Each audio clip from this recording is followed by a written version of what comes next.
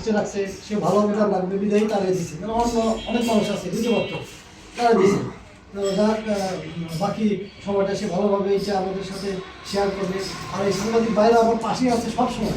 আমি অনেকে আছে পুলিশ সাংবাদিক একটু বৈরিতা, আমার কাছে এটা মনে হয় না। এই যে এরা আমার রুমে যায় বন্ধু বান্ধবের মতো, ওই যে দেখতে পারি না একটু চোখ খুশি ওরকম অ্যাটিটিউড আমার মধ্যে নাই।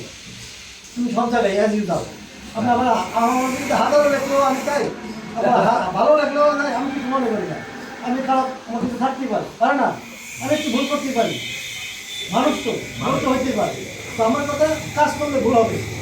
আমি এখন মাদক ধরতেছি, দুদিন পরে দেখবেন যে আমার পিছনে অনেক লোক লাগবে। কেমন মাদকের যারা পৃষ্ঠপোষকতা করে, যারা এদের গ্যাং লিডার, তাদের কাছে অনেক টাকা, তারা যখন এটা এই লাইনে চালাইতে পারবে না, তারা তখন ওই বিভিন্ন নেতা বিভিন্ন মাধ্যম ওই ব্যবহার করে বলবে যে এইরকম আমাদের দরকার নাই, ছোটো একটা অপরাধকে বড় অপরাধে পরিণত করবে।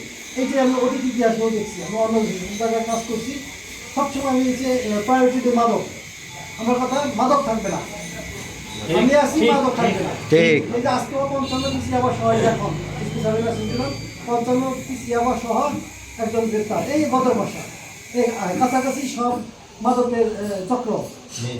তো এগুলো আমি রাখবো না অবশ্যই। চাকেরহাটে একটা বিশাল সিন্ডিকেটটা ভাঙিয়ে দিছে, এখানে পতিতাবৃত্তিও হয়।